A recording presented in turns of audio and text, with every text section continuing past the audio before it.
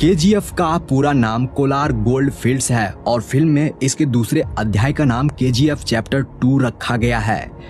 यश यानी रॉकी भाई को जिन्होंने हिंदी में आवाज दी है उनका नाम सचिन गोले हैं। आप उनकी एक झलक यहाँ देख सकते हो। ऑफर क्लोजेस सून। केजीएफ चैप्टर 2 के डायरेक्टर प्रशांत नील सर ने कोलार गोल्ड फील्ड्स में सोने की खानों को दिखाने के लिए हाईटेक टेक्नोलॉजी के साथ साथ वीएफएक्स यूज किए थे। लीड कास्ट के अलावा इस फिल्म में 800 से ज्यादा जूनियर आर्टिस्ट को लिया गया जिन्हें आप यहाँ देख रहे हो। बाकी इतने आर्टिस्ट को बाहुबली और बाहुबली 2 में भी हायर नहीं किया गया था। केवल यही नहीं, ज्यादातर फिल्म मेकर्स ऑब्जेक्ट मॉडलिंग और कॉपी पेस्ट से ही लोगों की भीड़ को मूवी में दिखाते हैं। एरी एलेक्सा SXT जैसी हाई डेफिनेशन कैमरे को सिनेमेटोग्राफर भुवन गोंडा ने कंधे पर रखकर सारे एक्शन सीन शूट किए थे ताकि शॉट परफेक्टली लिया जा सके। इतना ही नहीं, इस एक कैमरे का वजन ही 40 किलोग्राम है। वैसे इस फिल्म में 150 से ज्यादा कैमरे यूज हुए हैं जिन्हें डिफरेंट एंगल दिखाने के लिए इस्तेमाल किया गया था। मैं आपको बता दूं कि भुवन गोंडा सर डायरेक्टर साहब के पसंदीदा सिनेमेटोग्राफर हैं। उन्होंने केजीएफ चैप्टर 1 को बनाया था। इसके अलावा प्रभास के साथ उनकी अगली फिल्म सालार में भी भुवन गोंडा ही सिनेमेटोग्राफर हैं। फिल्म के कॉस्ट्यूम डिजाइनर नवीन शेट्टी है। इनके अलावा योगी जी राज भी थे। आप उन्हें और उनकी टीम को कलाकारों को कॉस्ट्यूम पहनाते हुए देख रहे हो। यहाँ उनके द्वारा अधीरा यानी संजय दत्त को तैयार किया जा रहा है। मैं आपको बता दूं कि उनके सूट का वजन यानी अधीरा के सूट का वजन ही 25 किलोग्राम था, जिसमें लेदर, कॉटन, जूट इत्यादि यूज किए गए हैं उस कपड़े को बनाने में। श्रीनिधि शेट्टी और यश का कॉस्ट्यूम डिजाइन सानिया सरधारिया ने किया है। उन्होंने लीड कास्ट को मॉडर्न और रेट्रो लुक बखूबी और पूरे परफेक्शन के साथ दिया था, तभी तो इस फिल्म के लुक से लेकर स्टाइल तक फेमस हो गए हैं। वैसे तो फिल्मों में कार चेजिंग सीक्वेंस को वीएफएक्स स्टूडियो में ही शूट करके दिखाया जाता है, बट इस फिल्म में ओरिजिनलिटी का पूरा ध्यान रखा गया था। यहाँ पर आप जिस कार को देख रहे हो जिसमें कि रॉकी रीना को बचाने जाता है, दरअसल यह फोर्ड मुस्तांग 1969 है जो कि काफी महंगी कार है।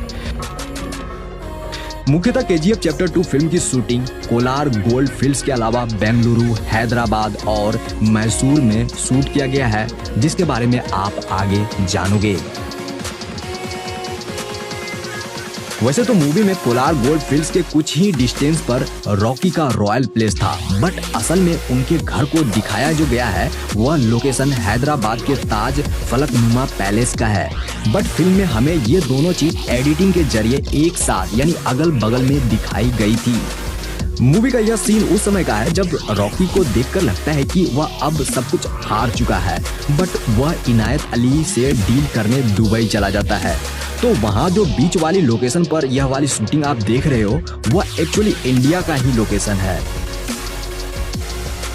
कर्नाटक के पाडुकेरे बीच के मलपे में इस वाले सीक्वेंस की शूटिंग हुई थी। अब क्लाइमेक्स के इस सीन को देखिए। आपको क्या लगता है कि क्लाइमेक्स बनाना कितना डिफिकल्ट होगा? फिल्म मेकर्स ने अपने टोटल बजट का 15% हिस्सा क्लाइमेक्स के लिए ही बचा कर रखा था, यानी सिर्फ क्लाइमेक्स पर ही 12 करोड़ रुपए खर्च कर दिए गए थे। एंड लास्ट वाला फाइटिंग सीन है जहां पर अधीरा और रॉकी को लड़ते हुए दिखाया गया है, जो कि काफी दमदार फाइटिंग सीक्वेंस में से एक है। तो इस जगह पर दोनों ने दमदार फाइटिंग तो करी है, बट जानकर आपको अच्छा लगेगा कि इस एक्शन सीन के लिए ना तो यश और ना ही संजय दत्त ने कोई डबल बॉडी इस्तेमाल किया है, यानी कि यहाँ कोई भी डबल बॉडी नहीं है। ब्यूटी पेजेंट श्रीनिधि जी जिन्होंने इस फिल्म में रीना का किरदार निभाया है, जो कि रॉकी की वाइफ रहती है, यहाँ उन्हें आप बिहाइंड द सीन में देख रहे हो। वो अपने शॉट को खुद से देख भी रही है एंड वो काफी अच्छा फील कर रही है।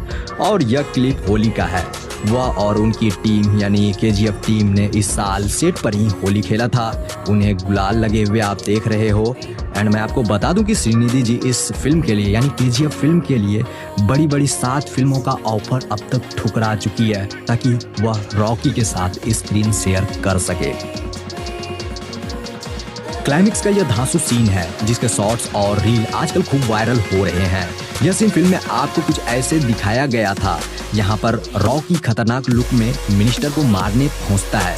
तो फिल्म में दिखाए जाने वाला यह सीन एक रियल लोकेशन का है, यानी कि इसे VFX स्टूडियो में बनाया नहीं गया था, बल्कि यह लोकेशन मैसूर के इन्फोसिस कैंपस का है जो कि कर्नाटक में स्थित है। इस जगह पर AK-47 की ढेर लगी हुई है और यहाँ पर कुछ पुराने जमाने की जीप और एम्बेसडर कारें भी दिख जाएगी आप लोगों को। तो यह इसी शूटिंग लोकेशन का BTS है। यह इन्फोसिस कैंपस मैसूर का बाहरी एरिया है। इस जगह हैंडसम रॉकी भाई का प्राइम मिनिस्टर रमिका सेन से पहली मीटिंग होती है, जिसका BTS आप यहाँ देख रहे हो। इस जगह पर रॉकी रेड कलर के सूट में नजर आए थे, जो कि इन दिनों काफी ट्रेंड कर रहा है। इस तरह के कॉस्ट्यूम, इस तरह का आउटफिट आजकल लड़के खूब पसंद कर रहे हैं। यहाँ वो काफी हैंडसम लगे हैं। तो मैं आपको बता दूं कि यह इन्फोसिस कैंपस मैसूर के अंदर का ही एरिया है। पहले बाहर वाला एरिया जो आपको मैंने अभी दिखाया, एंड ये उसके अंदर का है। ये काफी प्राइम लोकेशन है, आप इस जगह को देखकर भी खुद समझ सकते हो। आप लोग यह लोकेशन देख रहे हो, असल में यह KGF यानी कोलार गोल्ड फील्ड्स का लोकेशन है। इसी जगह पर मूवी का 50% हिस्सा बना है। यह कर्नाटक के कोलार में ऐसी एक असली जगह है। यहाँ पर सच में सोने की बहुत सारे खदानें थी कभी। तो KGF चैप्टर 1 और KGF चैप्टर 2 की पूरी स्टोरी कोलार गोल्ड फील्ड्स में बनी सोने की खदानों पर आधारित है। यह लोकेशन बेंगलुरु से लगभग 100 किलोमीटर की दूरी पर स्थित है एंड KGF चैप्टर 2 का भी सेट यही है। वैसे तो KGF की स्टोरी काल्पनिक है, लेकिन कहीं ना कहीं इसे आप लोग रियल कोलार गोल्ड फील्ड से रिलेट कर पाओगे। साल 1981 की प्राइम मिनिस्टर रमिका सेन यश को इंडिया का सबसे खतरनाक क्रिमिनल बताकर उनके खिलाफ डेथ वारंट सिग्नेचर करती है। लेकिन उससे पहले यश गरुड़ा को मारकर कोलार गोल्ड फील्ड के ऊपर अपना साम्राज्य खड़ा कर लेता है और फिर कोलार गोल्ड फील्ड से निकलने वाले सोने को अपनी मन मर्जी कीमत पर वह बेचता है। रियलिटी से भी आप लोगों को रूबरू करवाऊं तो 1979, 1980 और 1981 में गोल्ड की रेट बहुत तेजी से बढ़ी थी। 1902 में कोलार नामक इस जगह पर गोल्ड माइनिंग शुरू हुई थी। माइनिंग के लिए बड़े बड़े इक्विपमेंट्स लगाए गए थे। उस समय ब्रिटिश की हुकूमत थी, जिससे कि उन्होंने भारत में गोल्ड माइनिंग के लिए एक डैम बनवाया, जिसे कावेरी डैम कहा जाता है। तो इस डैम से काफी मात्रा में बिजली उत्पादन की जाती थी। मैं आपको बता दूं कि तब एशिया में कुछ ही चुनिंदा देशों में इलेक्ट्रिसिटी जैसी कोई चीज आई थी, जिसमें सबसे फेमस था जापानी पावर हाउस, जो कि आसपास के देशों को बिजली प्रोवाइड करता था। कावेरी डैम से इतनी ज्यादा इलेक्ट्रिसिटी प्रोड्यूस होने लगी कि आसपास के शहरों को भी इसका फायदा मिलने लगा था। यही वह बड़ी वजह है जिससे कि बेंगलुरु देश का सबसे पहला बिजली संपन्न शहर बन गया था, जो कि फैक्ट भी है। तो जैसा कि मैंने कहा कि यह लोकेशन रियल है। KGF चैप्टर 2 के डायरेक्टर प्रशांत नील सर चाहते तो ये पूरी फिल्म VFX स्टूडियो में भी बना सकते थे, लेकिन यहाँ जो सेट तैयार किए गए थे उनके पीछे काफी मेहनत लगी है। एंड मैं आपको बता दूं कि KGF मूवी के कोलार गोल्ड फील्ड के इस सेट को बनाने में 9 महीने लगे थे और 250 लोग प्रतिदिन काम करते थे। देखिए, गोल्ड माइनिंग के लिए साइनाइड का यूज किया जाता था पहले।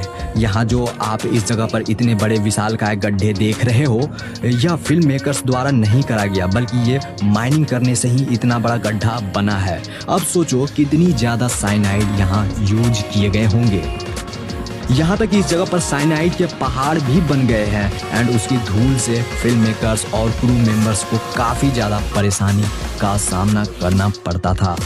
तो आप लोगों ने यहाँ जाना कि KGF चैप्टर 2 को बनाने में कितना हार्ड वर्क लगा है। KGF चैप्टर 2 मूवी को बनाने में लगे हार्ड वर्क के बारे में आप लोगों ने तो जान ही लिया। ज्यादा से ज्यादा आप लोग शेयर करो ताकि और भी लोगों को पता चल सके कि ये फिल्म कितनी मुश्किलों से बनी है। Thanks for watching. मिलते हैं एक शानदार वीडियो में। अपना ख्याल रखिए। Take care. Bye bye.